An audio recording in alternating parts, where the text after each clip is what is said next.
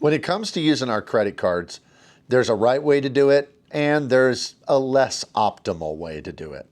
And what we're talking about is using your credit cards for optimal value to be able to really milk every bit of profit you can from the banks, because they're definitely trying to do that with you. So in essence, the question is, how do we win the game that we're playing with the banks with these rewards credit cards?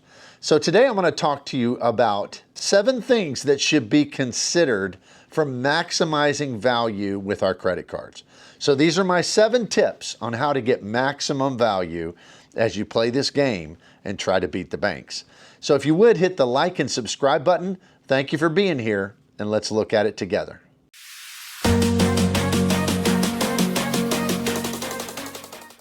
Now, when I describe credit cards as a game that's played with the banks, I think any deep dive into the rules, the terms, and the conditions of major credit cards, particularly rewards credit cards, you're going to see real fast that is definitely not a mischaracterization of the relationship that we have with banks. It's in some ways adversarial. Now, what I mean by that is they always are acting like, well, we've got the best customer service and we're on your side and we provide you all these things. And there's some truth in that. And definitely some have better customer service than others do.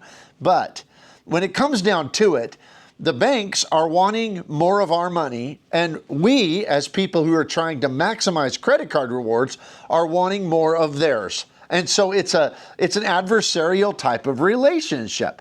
So how do we win at this game? Well, there's several things, and I can't cover everything that's involved in this today, but there's several things that I think are very, very important to consider. And the first is you've got to know your multipliers. Now, what I mean by multipliers is in different categories of spending, different credit cards will reward you with different rewards. And basically, it comes down to how many points or how many miles or how many cents per dollar that you receive in a certain category. So a card might be 1x on everything, and then it has a 2x category on something like gasoline, and maybe it has a 3x category on dining.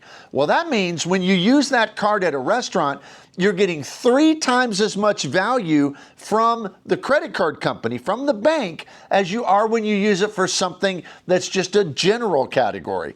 So with that being the case, either having a card that's got a better general category spending multiplier, like something like the Venture X from Capital One, that's 2x on everything, or having multiple cards in your wallet and knowing which card is best to use in which category can greatly, I mean greatly benefit the credit card user and just greatly increase our rewards. So what this would look like is having, let's say you have 4 cards that you carry with you, and maybe you only carry 1 or 2 and the others are in your Apple Wallet or something like that.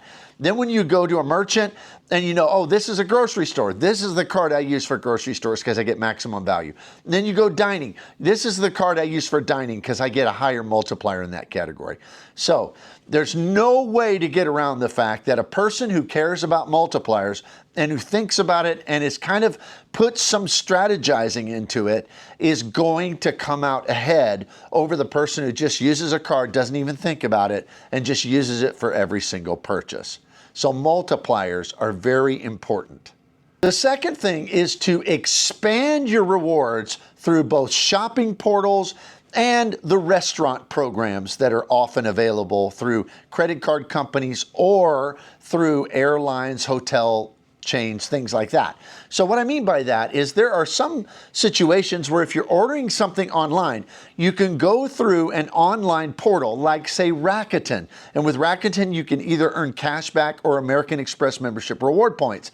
And you might get an extra 3x on a purchase at some online retailer that you were going to buy something from anyway. So if you go through that app or through that website first, you're going to get the rewards from your credit card in addition to the extra rewards from Rakuten. Almost every one of the airlines have this as well. American Airlines, United, Delta, where if you shop through their shopping portal, you're going to get your credit card rewards plus you're going to get rewards on that airline. Depending on where you're shopping, they have different multipliers. So some merchants might be 2 or 3 times. The others might just be 1x more. I've even seen them half a point more each per dollar spent. But they're all different, but it's all extra points, extra rewards back. So I think that's very important. Similar to that are restaurant programs. So like, for instance, American Airlines. I know United and Delta both have this as well. And Bilt has a very famous one. And that is, they have dining programs that if you register your credit card, and then if you eat at one of the restaurants registered to that, you get your regular dining points from your credit card, plus you get extra points based upon, what the rewards are with that dining program if the restaurants are registered with them. So if they're giving 3x, I know American Airlines, you get 3x miles at one of their participating restaurants in addition to your card. So if you use a card that gives, say, 3x, and then that restaurant is giving you 3x, you just got 6x back at that particular restaurant. So knowing shopping portals, knowing dining programs is a great way to get additional value with your cards on top of what you're earning with the card itself. The third thing is learning how to double dip with apps. So on your phone, there are several apps that are either cashback or extra mileage apps that are very, very, very helpful. And sometimes they can even be used in conjunction with some of those restaurant reward programs or shopping rewards programs that we've already discussed. Things like Upside, and that is a great app you can download that gives cash back. So I often use that to go through. I use it at places like KFC and Taco Bell and things like that. Sometimes it gives you up to 20% back. So you're getting that plus your credit card rewards. And then if you have a rewards membership with the restaurant, you're going to get those rewards on top of it. So really you can double or sometimes even triple dip. So there have been some restaurants I've went to that were on the American Airlines dining program, and they were available through an app called Seated that gives you cash back for restaurants that you eat at. And the restaurant itself gave rewards, and I received rewards from my credit card for eating at that restaurant. So that is a quadruple dip. You're getting points from 4 different sources on one single purchase. And if you do that, you can earn at least 4 times, if not way more than that, as many points as you would have before. So some of these that I personally use are the United Mileage Plus X app. Fantastic, especially for restaurants and a whole lot of retailers to get United miles. I use Seated when I'm in cities that have that. I use Upside, and there's a whole bunch more out there. But knowing these apps will get you outsized value. Now, I've kind of already mentioned this, but the fourth thing is triple or quadruple dipping with merchant rewards. This isn't talked about a lot in this space. In fact, I seem to be one of the ones that talk about it the most, but I find great rewards in being a member of a restaurant reward program or a gas station reward program, or even, you can get Kohl's Cash at Kohl's or whatever it may be. In other words, don't sleep on the reward program of the particular merchant, whether that merchant is a restaurant or a retailer, because sometimes you can get 5, 10, I've seen it up to 20% rewards just from that retailer. And so if you're getting also points from one of the apps or from one of the dining or shopping programs, and you're getting it from your credit card, you can easily triple dip with these, and sometimes you can quadruple dip. So almost every chain restaurant has a rewards program, and usually they yield from 7 to 15% in restaurant rewards at that restaurant. If you spend $100 there, you're going to get $10 in free food. Well, that is $10 in free food, especially if it's a place that you eat a lot. So don't sleep on these merchant reward programs. And that's the fourth thing that we have to keep in mind.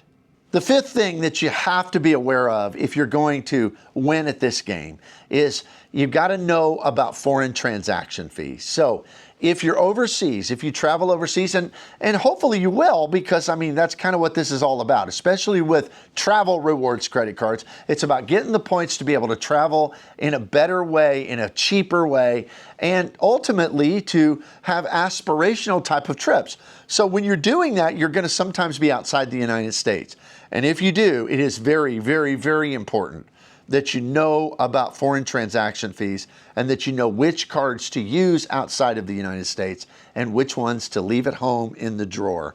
Because if a credit card charges you, and many of them do, a 3% foreign transaction fee, that's going to wipe out at least 3% of your rewards. So why would you want to give that up when there's so many cards on the market, even some no annual fee cards, the Built Rewards card, no annual fee, and it gives good rewards and has very valuable rewards, and it has no foreign transaction fee.